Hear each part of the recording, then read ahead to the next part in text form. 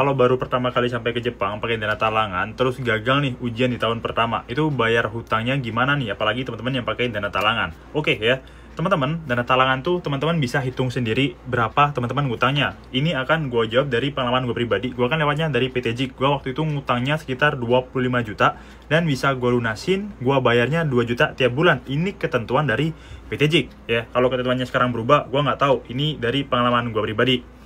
Hal pertama kali yang gue lakuin ketika sampai di Jepang nih, waktu itu umur gue di 20 tahunan, itu tuh gajian pertama ya, gue save untuk diri gue sendiri. Terus ya, gue tuh nabung untuk bayar dana talangan. Jadi sebelum itu harusnya gue lunasin nih kan 2 juta per bulan, itu gue 4 bulan kerja udah lunas bos. Lah bang, emang nggak main, emang nggak beli ini, nggak beli itu, bla bla bla gitu ya. Gue tuh bukan orang yang kayak banyak gaya gitu. Menurut gue, hutang itu wajib dibayar. Jadi, ketika pertama kali gue sampai ke Jepang, gue fokus bayar hutang dulu. Walaupun ya, dari JIK-nya itu ngasih ketentuan, oh tiap bulan 2 juta ya minasang.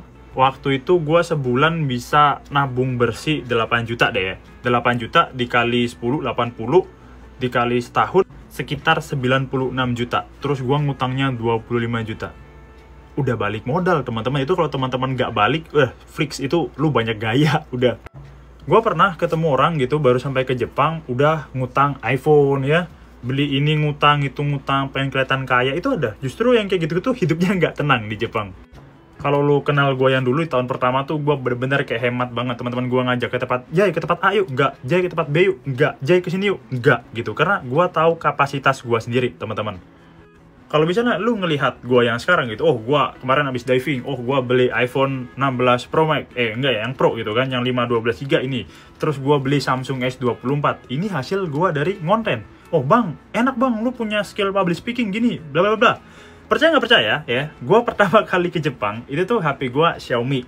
Terus, gue ada nih uang sisa nih 500.000, itu gue pakai buat beli kelas online. Gue belajar teman-teman, ilmunya gue stack. Sampai ada kurang lebih setahun, 2 tahun. Akhirnya, dari ilmu itu tuh, gua dapat kerjaan sampingan.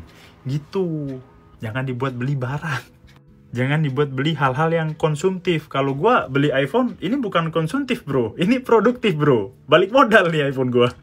Kayak contoh nih, ini gua beli Samsung ini. Lu pikir gua gaya beli ini? Enggak. Ini gua produktif. Dengan gua pegang gini, gua balik modal loh.